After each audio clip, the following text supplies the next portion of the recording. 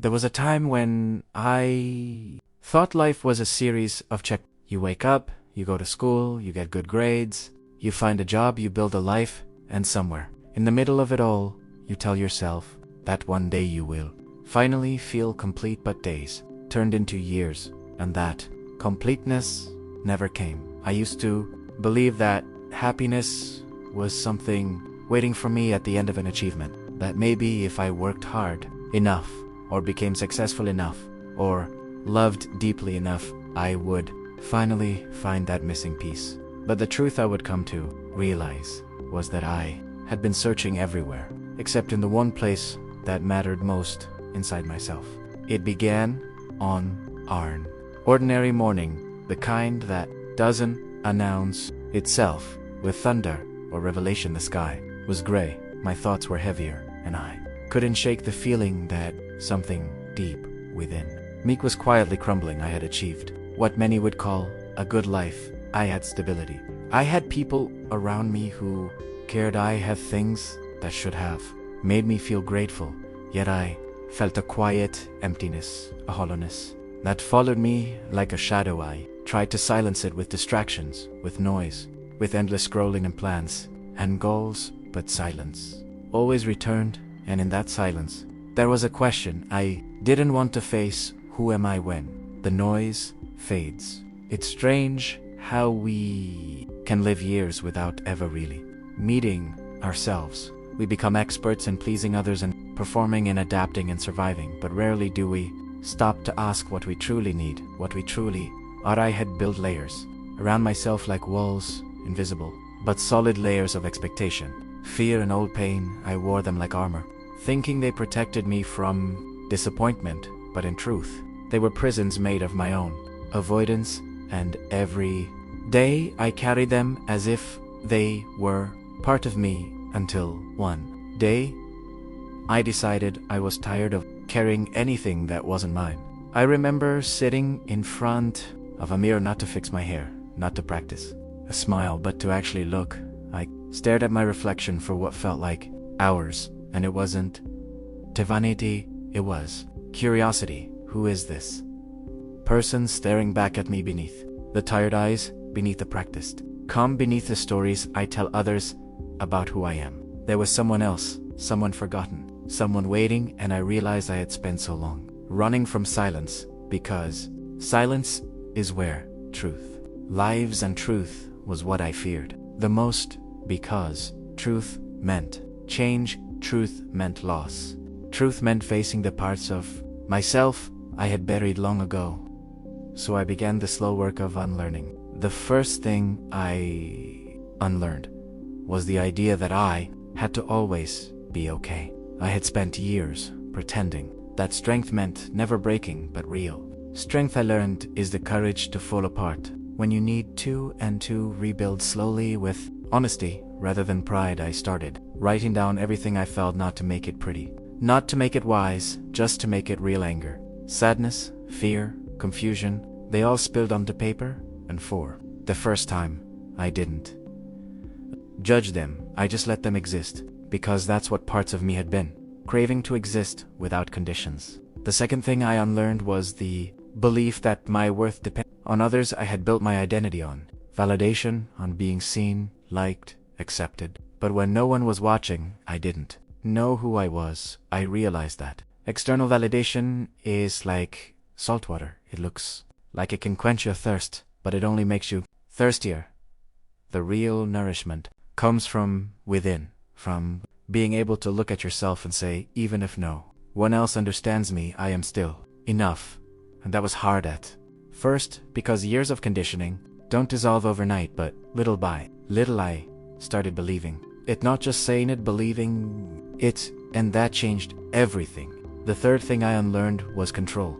I used to think I could plan my way to peace, that if I organized my life perfectly, happiness would follow, but peace is not born from control, it's born from surrender, and surrender is terrifying, because it means trusting that you can handle whatever comes. Without needing to predict it, I began practicing letting go, not of effort but of attachment to outcomes. Sometimes it was small things, like not checking messages immediately. Sometimes it was bigger, like forgiving people who never apologized. Forgiveness, I realized, is not about freeing them, it's about freeing yourself from carrying their weight. As I peeled away each layer, I began to see glimpses of the person underneath, the one who laughed without rehearsing it, who cried without shame, who loved without needing guarantees. I saw the child in me who once believed anything was possible before fear, taught me to shrink before failure, taught me to doubt, and slowly I began to bring that child back into my life. I did things not because they were productive, but because they felt alive. I went for walks without headphones. I watched sunsets without capturing them. I spoke to strangers without scripts. And in those moments I felt something returning, something ancient, something true. Presence. Presence is not a concept, it's a remembering. It's the moment you stop chasing tomorrow and start inhabiting. Now I had spent so long waiting for the right time, for the right version of me to start living. But life is not waiting for you to be perfect. It's happening now, and every time you postpone your joy, your peace, your authenticity, you are teaching yourself that the present is not enough. And that is the greatest lie we tell ourselves, because this moment, this imperfect, fleeting moment, is the only place we will ever truly live. As I learned to be present, I also began to face my fears. Not the dramatic ones, but the quiet ones. The fear of not being enough, the fear of being misunderstood, the fear of being alone. I realized that fear loses power when you name it, when you stop letting it live in the dark and bring it into the light. Fear thrives on avoidance, but it weakens with awareness.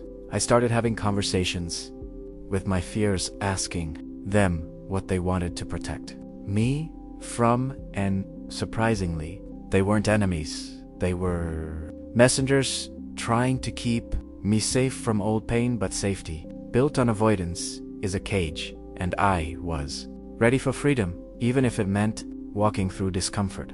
Freedom is not the absence of responsibility. It's the alignment between your choices and your truth. It's when what you do, who you are, and what you believe finally stop fighting each other. And that kind of freedom comes only when you stop living on autopilot. I began making conscious choices, even small ones. What I ate, how I spoke, how I spent my time. Each choice became an act of alignment, and alignment feels like peace, not excitement, not perfection, but peace, the quiet knowing that you are living in harmony with yourself. With time, I began to see how much of my suffering had come, not from what happened to me, but from the stories I told myself about it. I had been the victim, the hero, the failure, the dreamer, all at once, and those roles kept me trapped because I identified with them too deeply. But pain is not your identity, it's a teacher. Emotions are not enemies, they are signals. Every feeling has something to teach if you listen long enough. Sadness teaches you where you long to connect. Anger shows you where boundaries are needed. Fear shows you where trust is missing. And joy reminds you what is possible when you open your heart again. And that's what healing really is, not becoming invincible, but becoming open again, open to love, open to change, open to being seen. Without armor, I realized that vulnerability is not weakness, it's truth. Exposed, and truth always sets you free, even when it hurts the most. There were days when I still doubted myself, when the old patterns whispered louder than the new wisdom, but every time I fell, I reminded myself that progress is not linear. Healing is not a straight road, it's a spiral. You will revisit old wounds from new levels of awareness, and that's okay, because each time you do, carry more light. As months passed, I started noticing changes, subtle but real. I spoke kinder to myself. I stopped apologizing for existing. I no longer needed every plan to make sense. I started trusting life again. And in that trust, I found beauty even in uncertainty, because uncertainty is not chaos. It's potential. It's the blank canvas where the next version of you begins to form. I learned to dance with the unknown, to treat change as a friend instead of an enemy, because everything I once feared losing had taught me who I really was. And that lesson is worth every ending. One evening, I returned to that same mirror where the journey began, and for the first time, I didn't, they say. So many trying to fix themselves. I saw someone becoming someone real. I realized I had finally met myself, not the version built from others' expectations, but the one who had always been there, quietly waiting. Through every storm, through every silence, through every moment I thought I was lost, and I smiled because I understood something I had chased all my life. What I had been seeking was never outside me. It had always been here, beneath the noise, beneath the fear, beneath the constant striving. There was peace, and it was me. So, if you are listening to this wondering when your life will finally begin, let me tell you, it begins. The moment you stop waiting, it begins. The moment you stop comparing and start noticing the quiet miracles around you, the breath in your lungs, the warmth of sunlight on your skin, the small acts of courage that no one sees, but you do. Anyway, that is where life happens, not in the next goal, not in the next relationship, not in the next version of you, but here now, in this imperfect, sacred moment. You don't need to have it all figured out to move forward. You just need to take one honest step, and then another, and another.